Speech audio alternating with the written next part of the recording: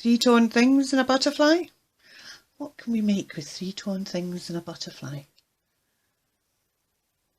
Dephemerember continues.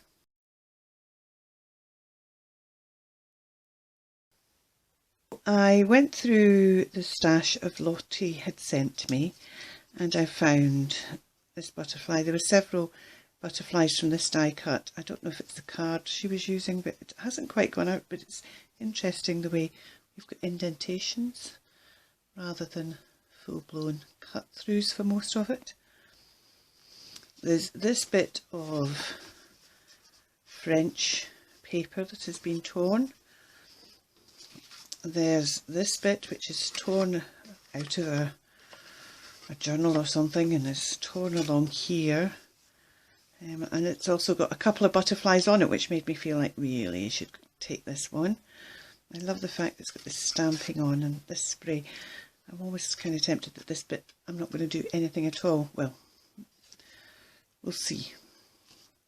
And then there was other bits of torn stuff and I was looking for a bit of torn fabric maybe, or something that wasn't paper, and there wasn't anything in Lottie's, but in my own stuff I did do a video of it. I opened up a load of pressed leaves, and this is a bamboo leaf that was part of the pressing, and I put it underneath a couple of things because I had an idea I was going to make something with it, and then I forgot it and it ended up getting torn when I pulled out other things, and I thought, oh, why is it stuck? And I tore it. So we're going to use this because it's nice to use something that isn't paper as well. So I'm not 100% sure yet what I'm going to do, but I think that almost certainly I'm going to start by distressing this bit of paper some more. I think we need to get some sprays out and decide what colour we're going to make this. Welcome to my spray box, and this is just a cardboard box that I use to do spraying in. Now I picked out Distress Stain in Milled Lavender, Dusty Concord in Oxide Spray, and Chipped Sapphire in Oxide Spray. But the first thing I want to do is to try something I've never tried before, and so this is the Resist Spray Mist. It gives you a texture spray, dries clear, and it is water resistant. So if we put this on first and then we can spray on top of it, risk of you end up doing something you don't really want to. Ooh, I'm liking this.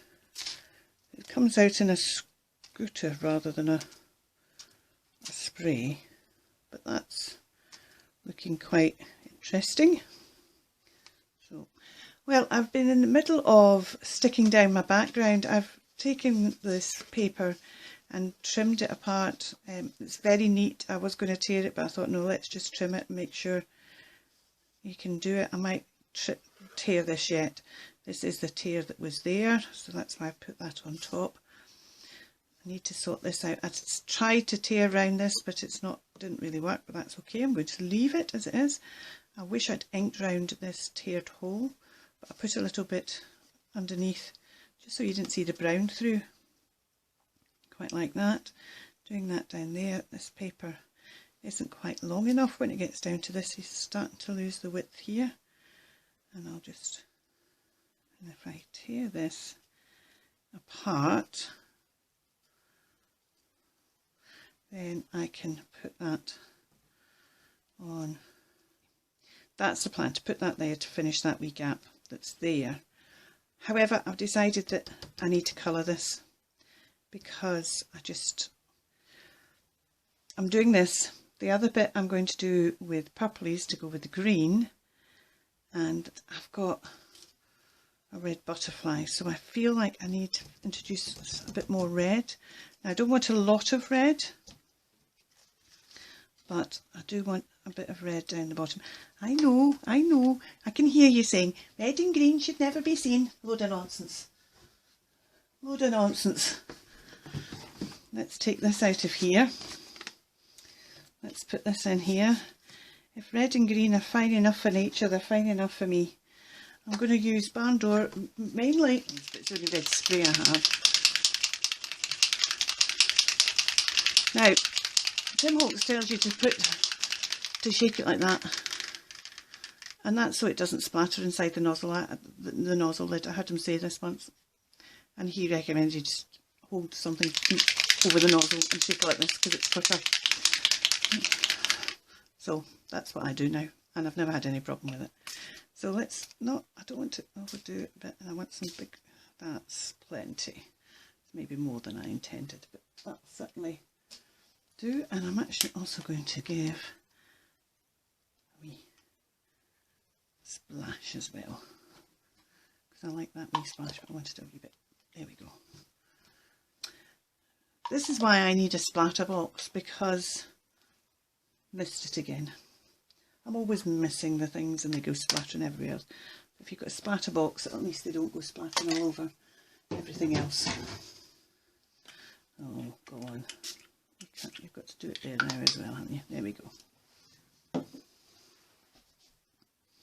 Maybe I should have just dropped water. Anyway, so we'll leave that. In fact, actually, let's just dry that. I left the resist spray to dry because I don't like heat drying things the first time I'm using them. I want to see how they're meant to dry, and then I'll try heat drying it, and if I get the same results I'll heat dry it next time round, but if I'm in a hurry for it.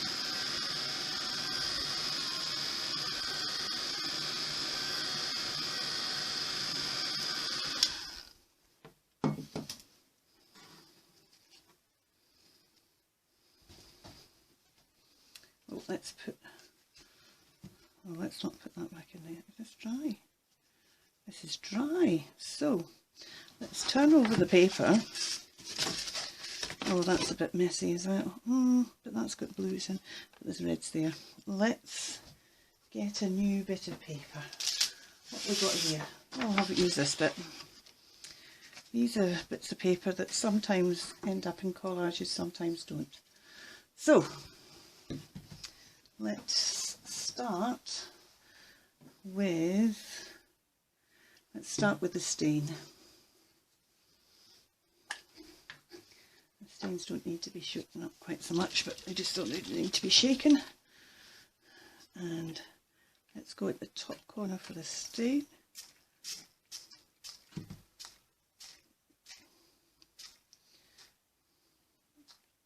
It's interesting, it's the first time I've used the milled lavender in a spray, in a stain. I use it in the spray a lot, but it's a lot darker than it is in the oxide spray. And then let's go for a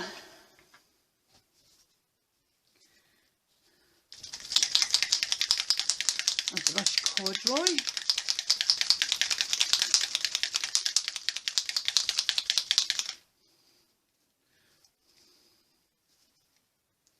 I've picked up the chipped sapphire instead, haven't I? So it's okay, that was going on as well anyway, so I want to do that. That's plenty of that.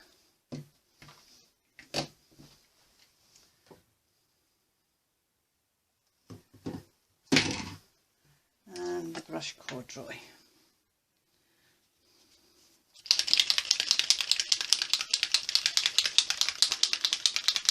And again, I'm going to leave this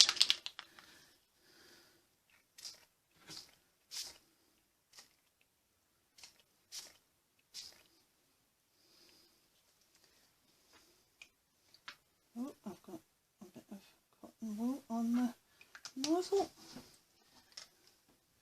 Right, let's get the water out.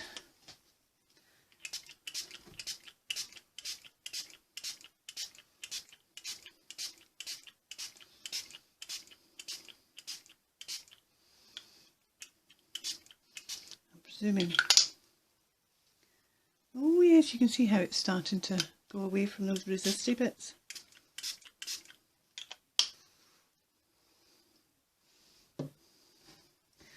That's interesting. I've got an interesting bit of paper developing in the... A drop paper is kind of interesting as well. So just turn that a wee bit more to the light for you. I'm going to leave that to dry naturally again, just because it's the first time of using this resist spray, and I want to see how it reacts being left to do things naturally. So back to assembling this, and I'll be back with you once I've assembled it. We've got this far.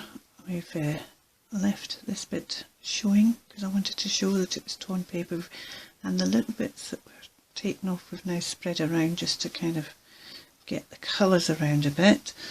And I've also grunged up my butterfly a bit because this butterfly is really background. But what I now need is for the other paper to dry, and then I can decide what I'm going to do with it and what I'm going to do with the leaf and how I'm going to pull the whole thing together. Okay, so I'm back and I tore up some of these, this torn thing a bit more. It has ended up quite interesting in the back as well. You see it in particular in this one, it's almost like it looks like it's out of focus, and it isn't. It's just that's how it actually looks. But it's too bright at the back for what I'm doing here. So you can see how it's the distress, the resist light, it's shiny. So too much of it I think was just going to be a bit too distracting. So I actually quite like the fact I've just torn up. I'm probably going to use this bit as well, because I noticed my butterfly of course doesn't have any antennae, and I thought, well, we could maybe just tear this antennae. Well, anyway, but what I did think is I'm going to glaze this butterfly so that there's something else that's got a bit of a shine to it. So I'm going to glaze this. I've still got to deal with my leaf, and I'll be back with my finished project. Well, that's me finished, and I just realised I hadn't punched out the holes, so I'm just doing that. You didn't need to see me punching them out, but getting a nice wee collection there. So here is my actual page. The glazing's been done. I used shadow to glaze the butterfly. It's got this wonderful kind of maroony colour.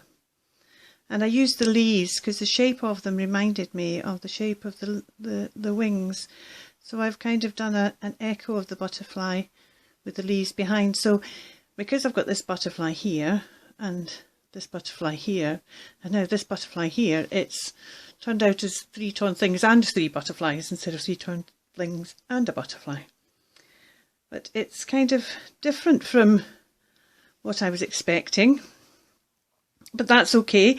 I was going to sew around the edge of the page, but these torn bits are very close to the edge, as is the leaf, and I don't know if the leaf will break if I sew through it, and I don't want this torn edges catching in it.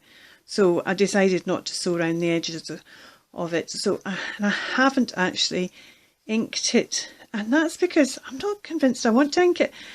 Partly, I think, because this is pale. So what I might do is I might wait until I've done tomorrow's page, and when I've done tomorrow's page I might have a better idea as to what I might want to ink it with. Part of me would like to quite distress round here, but if I distress round here it affects tomorrow's page, which goes on the back. So I'm going to wait till I've done tomorrow's page, and then I'll decide how I might or might not edge round about here. Thank you for joining me today, and I hope you've had fun with number 4th of December, our first actual Dephemerember day challenge, not the door and not the no, it wasn't a challenge opening. I hope you had fun with yours, and I'd love to see what you've done. Thank you for joining me, and we'll see you soon, and don't forget, keep crafting. Bye for now.